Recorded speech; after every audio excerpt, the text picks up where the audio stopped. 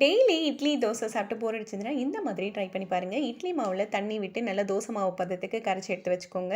ஒரு வாணலியில எண்ணெய் விட்டு எண்ணெய் சூடானதும் கடுகு, சீரகம், மிளகு, உளுத்தம்பருப்பு, கடலைப்பருப்பு ஒவ்வொரு ஸ்பூன் ஆட் பண்ணி நல்லா பொன்னிறமா பொரிய விட்டுடணும்.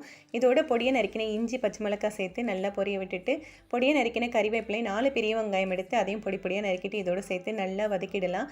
வதங்கினதும் கொஞ்சம் கொத்தமல்லி தழையை தூவிட்டு நல்லா மிக்ஸ் பண்ணி விட்டுட்டு, இது தோசை மாவோடு சேர்த்து நல்லா மிக்ஸ் பண்ணிக்கோங்க. பணியாரக்கல் நல்லா சூடானதும் எண்ணெய் விட்டுட்டு இது குழி ஃபுல்லாக விட்டுருங்க.